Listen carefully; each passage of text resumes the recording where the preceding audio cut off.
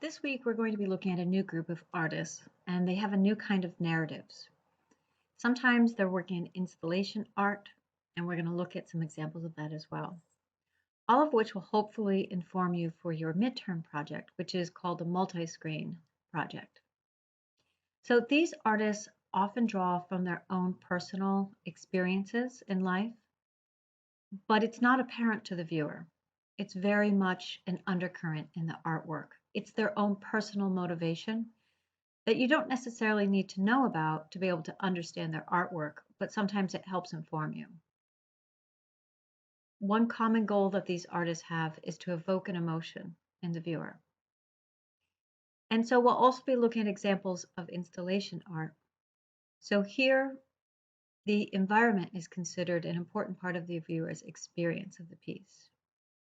So that's something similar to what we saw in some of the pieces from earlier video art, but it gets to be a little bit more controlled now. One of the first artists I'd like to look at is Viola, and I have a lot of links on Blackboard. I'd like you to look through his work. So I will tell you one of Bill Viola's personal narratives that you don't have to know to be able to understand his work, but it does help to understand it and to be a little bit informed. So when Bill Viola was very young, he had a near-death drowning experience. So he almost died drowning. But unlike most people, he doesn't describe this as horrific or making him afraid of the water. In fact, the exact opposite. He found it incredibly beautiful. And water has been a symbol that he continues to use in his work, right from when he started making video in the 70s until now, he still is using water. It's not the only thing he uses, but you'll see it's a very common theme. And I think one of the reasons he's interested in it is because it has this duality. It can be positive and it can be negative. It can give life, it can be cleansing, it can be purifying, but it can also be destructive and cause death. One of his very early pieces, and I have this on Blackboard I'd like you to watch. You don't have to watch the whole thing, but it's kind of interesting. You could skip around. It's called The Reflecting Pool. This is really early editing for video, 1977. So what we have here is a man who walks through the forest and he's fully clothed and he comes to a pool and we see his reflection. And then all of a sudden he jumps up into the air as if he's going to do a cannonball. And the video freezes. So kind of like the artist from last week where we were talking about playing with our perception of time, Bill Viola does that as well. He just freezes. And we're anticipating and we're waiting and we're watching, and he freezes him for a really long time. And then you start to notice that although the man is frozen, there are little things happening in the water. There are drops, there's movements, and then there's a reflection. And what we see is someone getting out of the water and starting to walk away. And at the same time, we're kind of distracted with watching the reflection. The next thing we notice is the man who was hovering above the water has disappeared. And then, after a little bit more towards the end, a body emerges out of the water naked and walks away. So this has been a really common theme in Bill Viola's work, a transformation. And if you think about it, you could see how it's directly related to his near drowning experience. He goes in as one person, he almost dies, he comes out as another one. So that's what I mean by a personal experience, but you don't necessarily have to know that because water is such a universal symbol that you could kind of relate to it on your own level. Here's an example of another piece. I don't have a video of this, but it's called Stations. And this is a good example of installation.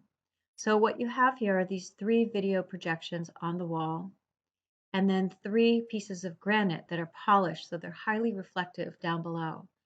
And you have the figures that are submerged, they're diving down into the water. And it gets to the point in the video where they reach the bottom of the video, so they look like they've gone completely into the water, and then we're seeing them on the reflection. So again, it's this kind of going in and out of the water.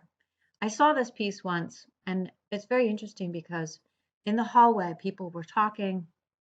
And as soon as you get into this room, which is completely dark, the only light comes from the projections, and the sound is also incredible. You hear the sound of the water and the diving and the bubbles. No one was talking. So that's the power of an installation, is that you're really controlling the environment. And people are walking around and looking at it, but they understand that the environment is part of the artwork. And that's why as soon as they walked in, they weren't intruding upon the artwork by talking, but just observing. And here's a side shot. Now, here's another piece just to show you some examples of no water being used. And so we're jumping here. I jumped really from the 70s to the 90s, and I have an animated GIF here, but there's a video on Blackboard. I'd like you to pause this video and go and watch it. And it's called The Greeting. So another technique that Bill Viola likes to use, and you're welcome to use as well, and I go over it in Premiere this week, is slowing down the video. So he slows things down to extremely slow time frames. So that way you get to see in detail these moments from life that we don't normally see. So I think of Bill Viola almost like a philosopher. A philosopher questions life. How do we communicate? What's the meaning of life? And in a way, he's doing that as well. He's kind of looking for questions and giving us the opportunity to perhaps find the answers by viewing this artwork in ways that we wouldn't normally get to. Or I should say, not viewing the artwork, but viewing something as simple as a gesture like a greeting, two people greeting each other, and doing it in such a slow way that we get to see every moment. Now, it's a simple gesture, but keep in mind that this is highly staged. Everyone is an actor. The setting behind them is controlled, and the clothing, everything is completely controlled. He uses color very much as a symbol and to be able to help evoke emotions. So please take a look at that video. The next video that I have on there is the crossings. Now, a lot of the videos I have are not necessarily the best quality. It's really hard to get good video reproductions. It's oftentimes someone is just shooting it. They're in the gallery and they're seeing it. They're shooting it on their phone, or they're just little 2-minute excerpts from longer pieces. So I think that's what's happening here. So I'd like you to watch this one. And it's very interesting. It's called The Crossings, but again, it's kind of a transformation.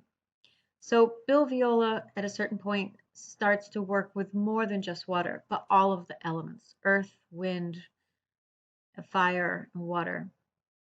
And this is a really interesting piece. Now, there's no answer as to what exactly is happening in this piece. Is this person on one side, they're being consumed by fire, and on the other side with water?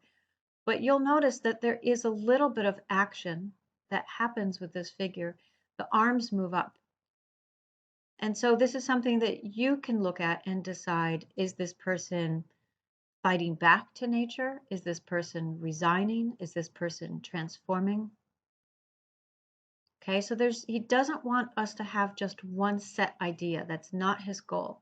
He wants us to look at the pieces and perhaps have a sense of wonder, have a sense of awe, maybe appreciation for life, evoke an emotion of appreciation, but they're really open to interpretation. Just another still from the same piece. So moving into the 2000s, as you can see, Bill Viola continues to work with water and the same theme and extreme slow motion. So we have this figure being plunged into the water, and then we get to watch an extreme slow motion, almost the transformation of what it looks like as this figure moves up through the water. So this is on Blackboard, and I'd like you to pause and to watch this and to think about how the slowness of time makes you look at this act differently, perhaps, and also maybe to notice just about the camera and the framing and the lighting. So around the same time, he created this piece, The Quintet of the Astonished. which is very similar to the greeting. In this piece, we have 5 individuals, and they are actors, but they're all reacting to some kind of astonishment. They're showing different levels of emotions. And similar to the other piece, Viola is giving us the opportunity to be able to see these emotions in minute detail because of how slowly they're all played back. Not only are we seeing the emotions of the individuals, but we do get to witness how the individuals react with each other. So it's just a short excerpt that's on Blackboard, but watch it and you can pay attention to the little details that we would never normally get to see if we're watching someone go through such an extreme emotion, such as the veins on their neck popping out or how they're breathing. And next, I'd like you to watch a 10-minute interview with Bill Viola talking about the making of his piece Emergence. And this will explain a little bit more about his idea of making these open-ended pieces.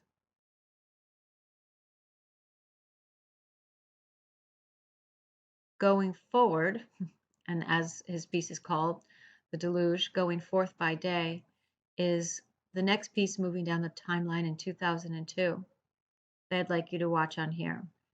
And this has an incredible force, you'll see.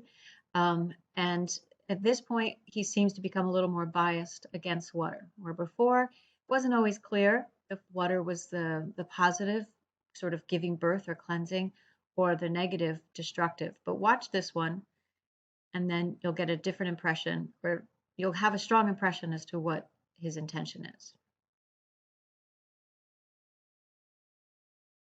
So Tristan's Ascension, moving forward 2005. I have a video on there as well that I'd like you to watch. And again, the same thing, we're moving with water in slow motion. And in The Tempest, here we have a piece, and we're just getting to watch like a few seconds of it, of a much longer piece, where we have people standing and they look like they're waiting for a bus perhaps, or a train, I don't know. And then you start to hear the sound coming from the distance, just like in Deluge. First you're hearing it, and then this massive flow of water hits the people. And what's very interesting in this one, actually, if you can ever find a version where you can see a little bit towards the end, is that not only do we see in slow motion how all these people are reacting to this natural disaster, but at the end we get to see the aftermath. So normally when you're in such a crisis, you're not paying attention to little details. You're just living in it. So that slowing down allows us to step back and to be able to analyze and see not only how the individuals are reacting, but how they're reacting to each other in the aftermath.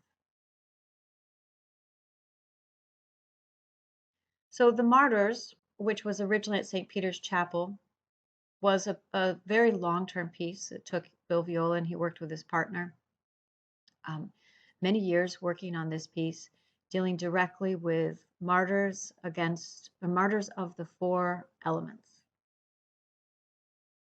So it is now permanently installed at St. Paul's Cathedral in London as of 2014. So here we have an individual who is fighting back against earth, individuals who are fighting against the wind and rain and water. And by the way, all of these they're actors slash performance artists. Often the people that they get work in the circus, the Cirque du Soleil, and they're kind of used to doing strange acts like this with their body. So I have a video there. I'd like you to watch this one as well. So in summary, Bill Viola's work often engages with sort of spiritual or big picture philosophy questions such as life, death, love, and spirituality. He describes himself as being on a spiritual quest. I think he's explored a lot of different religions, and it's just something that he's asking questions about.